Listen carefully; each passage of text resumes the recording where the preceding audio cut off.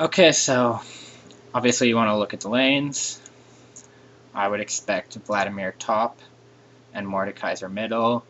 If you're laning against Vladimir, I'd start with magic resist or regrowth.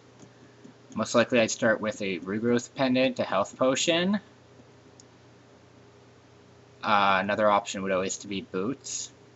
I'd level W first and max it first for sustain against his range poke. I'd also build a wit's end first. This is going to give you more magic resist. It's going to let you hit your W more often since you're building a wit's end. And it'll give you more sustain to deal with Vladimir's sustain and poke. I also would have taken Ignite over Exhaust because Vladimir is magic and Exhaust is less effective on magic people. Also, Vladimir has a lot of spell vamp, so Ignite would be better against that. Vladimirs also tend to engage fights and then try to escape in their pool, and Ignite will kill him in his pool, so Ignite again is good for that. So, yeah. One additional thing I realized about their team comp while looking at it is they essentially have 0 crowd control. Vladimir has a small slow, Vayne has her wall shit, and Soraka has a silence. So because of this, Mercs are useless except for the small bit of magic resist. I think you'd be much better off this game going with a build that is regrowth, Philo, since you like Philo.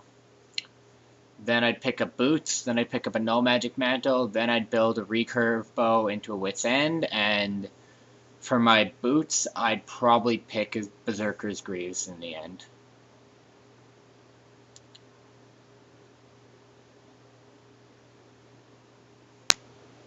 Okay, I've decided to skip ahead till the start of laning. Obviously, you guys should have been helping him with wolves. Also, honestly, Ezreal should have stayed bottom and Gangplank should have gone middle once your Cassiopeia DC'd, but whatever, there's really no point in arguing with other people on what they want to do. It's not a huge deal. Okay, you now see Vladimir's middle, so I was apparently wrong about that. Regardless, though, my build would be the exact same for Mordekaiser, since he deals mostly magic damage.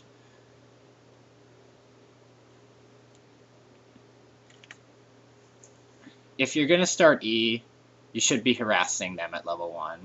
You know, like right now you can get a stun off on him and you're at full mana.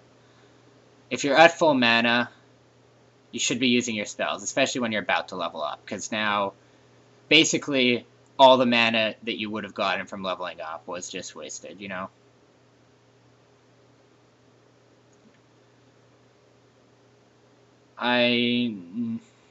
No, you said you level E first, which you really shouldn't be doing. W gives you more damage as well as more sustain. All of the abilities on Irelia are useful, and I did also used to level E first, and it can work, but in general, W is the best choice. See, like, if you're leveling E, you just put 2 levels into it, so the only reason to be leveling E is if you're going to be using E to fight him. If you're leveling E and you're just hiding, then why wouldn't you level W instead and get a bit more health back?